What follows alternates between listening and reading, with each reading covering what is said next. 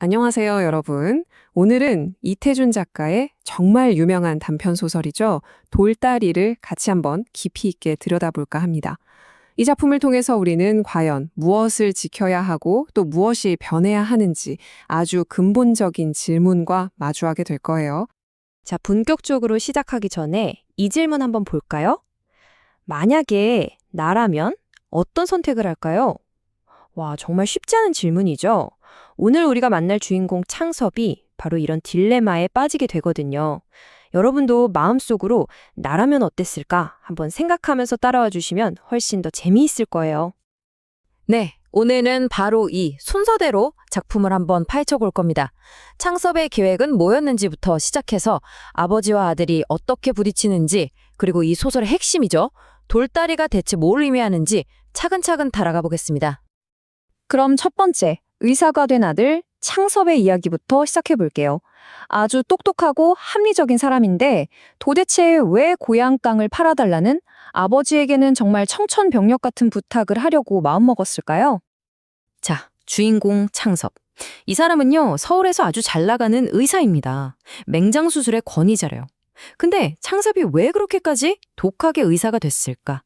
여기엔 사실 정말 가슴 아픈 사연이 하나 숨어 있어요. 어릴 때 의사의 오진 때문에 하나밖에 없는 여동생 창옥이를 잃었거든요. 그래서 아마 누구보다 실력 있는 의사가 되려고 악착같이 노력했을 거예요.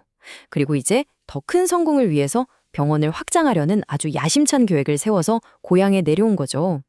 모든 실용적이고 논리적으로 따져보는 우리가 흔히 말하는 근대적 가치관을 가진 그런 인물이라고 볼 수 있겠습니다. 창섭의 계획을 한번 보세요. 와, 누가 봐도 정말 완벽하고 합리적이지 않나요? 지금 병원은 환자가 너무 많아서 3분의 1밖에 못 받고 있는데 마침 교통 편한 곳에 딱 좋은 건물이 나온 거예요. 경제적으로만 따져봐도 시골 땅에서 1년에 3천 원 버는 거랑 병원 확장해서 1만 원 이상 버는 거랑은 뭐 비교가 안 되죠. 게다가 연로하신 부모님 이제 서울로 모셔서 편하게 해드리겠다는 효심까지 딱 내세우니까요. 와, 이보다 더 완벽한 설득 논리가 있을까요? 하지만 창섭의 이 완벽해 보이는 계획은요, 고향에 도착하는 바로 그 순간부터 아버지라는 아주 거대한 벽에 부딪히기 시작합니다. 이 표를 보면 아버지와 아들의 세계가 얼마나 다른지 그냥 한눈에 보이죠. 아버지는 평생 땅을 일구며 살아온 농부로서 땅을 생명의 근원, 역사 그 자체로 여기십니다. 반면에 의사인 아들 창섭에게 땅은 뭘까요? 그렇죠. 성공을 위한 경제적인 수단, 즉 자산일 뿐이죠. 이 두 가치관은 정말 절대로 만날 수 없을 것 같은 평행선처럼 느껴져요.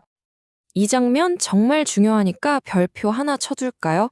창섭이 고향에 딱 도착해서 가장 먼저 본 풍경이 뭐였을까요? 바로 아버지가 저렇게 차가운 냇물에 직접 들어가서 낡은 돌다리를 고치고 있는 모습이었어요. 아들 입장에서는 바로 옆에 새로 놓인 편한 나무다리가 떡하니 있는데 아니 아버지께서 왜 저런 고생을 사서 하시지? 하고 도저히 이해할 수가 없었을 겁니다. 이 장면이야말로 앞으로 벌어질 두 세계의 충돌을 아주 강력하게 암시하는 복선이라고 할 수 있죠. 자, 그럼 이제 이 소설의 제목이기도 한 돌다리에 대해서 좀 더 깊이 들어가 볼까요? 이건 그냥 돌로 만든 다리가 아니에요. 바로 옆에 있는 나무다리랑 비교해봐야 그 진짜 의미가 확 드러납니다. 여러분, 우리가 문학작품을 읽을 때 상징이라는 말을 정말 많이 듣잖아요. 어렵게 생각할 거 없어요. 작가가 하고 싶은 중요한 메시지를 어떤 구체적인 사물에다가 꾹꾹 눌러 담아서 보여주는 장치. 이 정도로 생각하면 쉽습니다. 이 소설에서는 바로 이 돌다리와 나무다리가 그 핵심적인 상징의 역할을 맡고 있는 거죠. 한번 비교해 볼까요? 돌다리는요, 증조할아버지의 묘를 옮길 때 할아버지가 직접 놓은 말 그대로 우리 가족의 역사가 깃든 다리예요. 단단하고 쉽게 변하지 않죠. 영속성이 있어요. 그에 비해 나무다리는 어때요? 그냥 편리하고 효율적이죠. 하지만 그 안에는 어떤 이야기나 깊은 의미는 없어요. 언제든 망가지면 새로 만들면 그만이고요. 바로 이 두 다리가 아버지와 아들의 세계관을 그대로 보여주는 너무나도 명확한 상징인 겁니다. 자, 이제 드디어 이야기의 클라이맥스입니다. 아들의 논리정연한 설득에 아버지는 마침내 입을 엽니다. 그리고 땅에 대한 자신의 깊고 단단한 철학을 아들에게 들려주기 시작하죠. 땅이란 천지 만물의 근거다. 아버지에게 땅은 그냥 돈으로 사고 파는 물건이 아니었던 거예요. 모든 생명이 태어나고 우리가 집을 짓고 나라가 서 있는 바로 그 근본, 그 자체인 겁니다. 땅을 파는 건 그게 하늘을 파는 거나 다름없는 거야. 이 말을 들으면 땅에 대한 아버지의 마음이 거의 종교적인 신념에 가깝다는 걸 알 수 있죠. 땅은 단순한 흙덩어리가 아니라 하늘의 이치와 덕이 담겨 있는 신성한 존재라고 굳게 믿고 계신 거예요. 그러니까 아버지의 반대는 그냥 감정적인 고집이 아닌 거예요.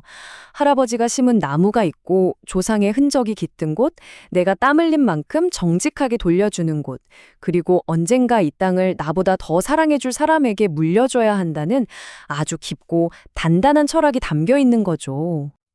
자, 여기서 아주 중요한 문학적 장치가 하나 나옵니다. 작가가 과연 누구의 주장을 더 비중 있게 다루고 있는지를 잘 살펴보면 작가의 마음이 어느 쪽에 기울어져 있는지 그 힌트를 얻을 수 있습니다. 이 부분이 진짜 재미있는 지점이에요. 작가가 글을 쓰는 방식을 한번 보세요. 아들 창섭의 주장은요, 서술자가 창섭은 이렇게 생각했다 하고 그냥 요약해서 쓱 전달해버려요. 이걸 우리가 말하기 방식이라고 하죠. 아주 짧고 간결해요. 근데 아버지의 주장은 어때요? 아버지의 대사를 하나하나 아주 길고 자세하게 직접 보여주죠. 이게 바로 보여주기 방식이거든요. 자, 이렇게 되면 독자들은 자연스럽게 누구의 말에 더 집중하고 더 공감하게 될까요? 그렇죠. 바로 아버지의 말에 더 귀를 기울이게 되는 거예요. 이걸 통해서 작가가 아버지의 가치관, 그러니까 전통적인 가치를 더 중요하게 생각하고 있구나 하고 우리가 힌트를 얻을 수 있는 거죠. 아버지의 말을 들은 창섭은 결국 어떻게 되었을까요? 그는 자신의 합리적인 계획을 끝까지 밀어붙였을까요? 아니면 아버지의 세계 앞에서 무릎을 꿇었을까요? 결국 창섭은 아버지를 설득하지 못합니다. 하지만 병원을 확장하겠다는 계획이 실패한 것보다 훨씬 더 큰 것을 얻게 되어 바로 자신의 생각이 얼마나 나 중심적이었고 계산적이었는지를 깨닫는 거죠. 그리고 비로소 아버지의 세계를 깊이 이해하고 존중하게 된 겁니다. 이 개념이 이 소설의 결말을 이해하는 아주 중요한 열쇠예요.